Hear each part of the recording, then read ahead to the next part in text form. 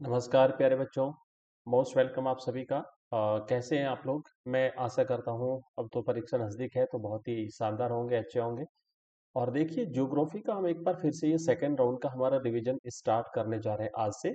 और इसमें हम जो प्रश्न लेंगे वो ज़्यादातर प्रश्न होंगे हमारे शिक्षा विभाग के द्वारा जो प्रश्न बैंक जारी किया है ना, क्वेश्चन बैंक जो जारी हुआ है, वो प्रश्न हम लेने वाले हैं।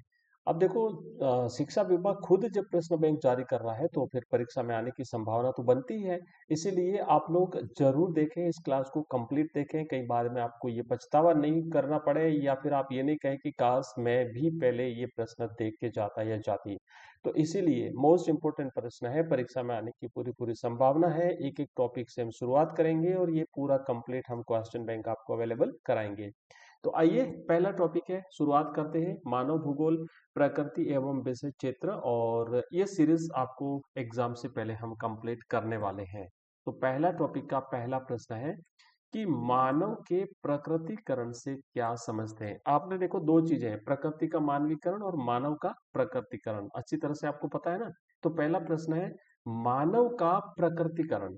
तो इसमें क्या होता है कि मानव के प्रकृति जात दशाओं के अधीन रहने की प्रक्रिया को ही मानव के प्रकृतिकरण के रूप में जाना जाता है। मतलब ये होता है कि मनुष्य को प्रकृति के अनुरूप ढालना है, मनुष्य को प्रकृति के अनुकूल जो है अपने आप को समायोजित करना पड़ेगा। इसमें प्रकृति को प्रधानता मिलती है, इसे मानव का प्रकृतिकरण कहते हैं। ध्यान रखना, मनुष्य को प्रकृति के अधीन माना गया है, प्रकृति को यहाँ पे प्रधानता दी गई है।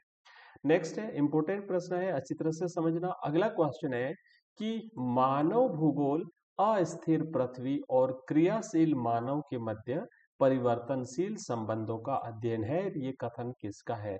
हमने पहली बार जब इस क्लास को लिया था, मैंने कहा था कीवर्ड्स आपको पकड़ने हैं। तो इसमें कीवर्ड है कि एक तो है अस्थिर पृथ्वी और दूसरा है क्रियाशील मानव। पृथ्वी तो अस्थिर होती है, हमेशा स्थायी है, मनुष्य क्रियाशील है। और इन दोनों के बीच में जो संबंध है वो संबंध भी परिवर्तनशील संबंध है। तो अब आपको ये कीवर्ड पकड़ना, अस्थिर पृथ्वी, क्रियाशील मनुष्य, इनके बीच में संबंध है वो परिवर्तनशील है। अगर ये कथन पूछा जाता है तो आप राइट करेंगे सैंपल का, एलन सी सैंपल का ये कथन है। अब देखो नेक्स्ट आगे बढ़ेंगे। मानव भूगोल की आमूलवादी या रेडिकल विचारधारा में किस सिद्धांत का उपयोग किया गया है?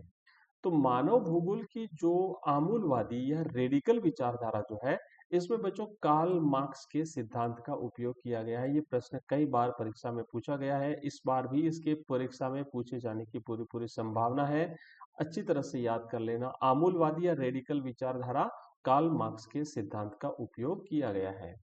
नेक्स्ट चौथा प्रश्न है कि निम्नलिखित में से कौन सा कथन अग्नि की खोज के बारे में सही है? ऑप्शन एक है कि घर्षण और ऊष्मा की संकल्पना ने अग्नि की खोज में हमारी मदद की। बिल्कुल ठीक है, हमारी मदद की है। घर्षण और ऊष्मा की संकल्पना ने अग्नि की खोज में हमारी मदद नहीं की, तो गलत है भाई, हमारी मदद की है।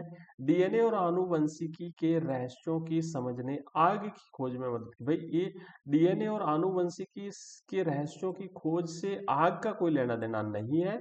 तो राइट आंसर रहेगा ऑप्शन ए बच्चों।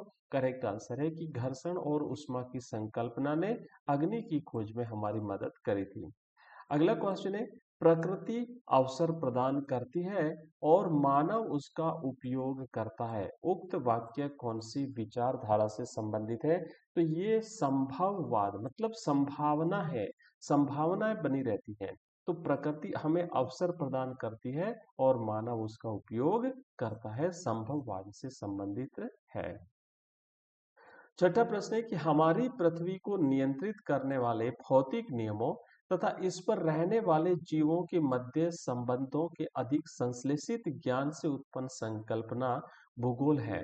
तो अब देखो, यहाँ पे संश्लेषित ज्ञान एक शब्द आया है, इस पर आपको ध्यान देना है। और साथ ही साथ हमारी पृथ्वी को नियंत्रित करने वाले भौतिक नियम और जीवों के मध्य जो संबंध है उसे संश्लेषित ज्ञान कहा गया है। तो ये पॉल विडाल डी ला ब्लास का की परिभाषा है, अच्छी तरह से याद करेंगे आप। नेक्स्ट सातवां प्रश्न है कि मानव भूगोल में किसका अध्ययन किया जाता है? देखो, मानव भूगोल में भौतिक पर्यावरण का अध्ययन किया जाता है और इसके साथ साथ मानव निर्मित सामाजिक सांस्कृतिक पर्यावरण के परस्पर संबंधों का अध्ययन किया जाता है। तो दो चीजें हो गई, एक तो भौतिक पर्यावरण हो गया और उसके अलावा मनुष्य के द्वारा निर्मित जो वातावरण है, मनुष्य के द्वारा द्वारा निर्मित जो पर्यावरण है, एक सामाजिक सांस्कृतिक जो चीजें क्रिएट हुई है, उन दोनों के बीच में संबंधों का अध्ययन जो है वो मानव भूगोल में किया जाता है।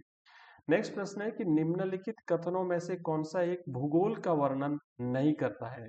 तो इसमें प्रौद्योगिकी के विकास के फलस्वरूप आधुनिक समय में प्रासंगिक नहीं। भाई, प्रौद्योगिकी के विकास हमारे आधुनिक समय में बिल्कुल प्रासंगिक है।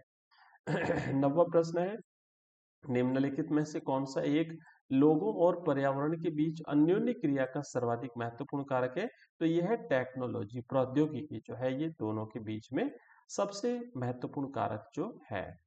10वां प्रश्न है कि सांस्कृतिक भूदृश्यों की रचना किस प्रकार होती है? अच्छी तरह से समझना, ये इंपॉर्टेंट प्रश्न है बच्चों। सांस्कृतिक भूदृश्यों की बात हो रही है, तो इसमें क्या होता है कि मानव के द्वारा प्राकृतिक पर्यावरण की दशाओं का अपनी आवश्यकता अनुसार प्रयोग करके घर, गांव, सड़क, उद्योग, खेल, पत्तन, रेल जाल आदि का निर्माण करके सांस्कृतिक भूदृश्य की रचना की जाती है।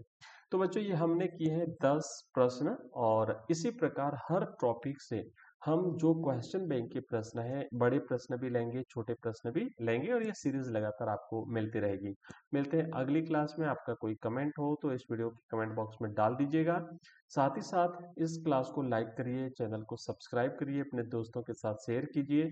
जिनका इंग्लिश का एग्जाम है उनकी हमारी लाइव क्लास भी चलती है, रिकॉर्डेड क्लासें भी आती है। Hindi, geography, history, political science और हिंदी साहित्य, ये सारे सब्जेक्ट्स हम आपके लिए अवेलेबल कराते हैं। थैंक यू, धन्यवाद।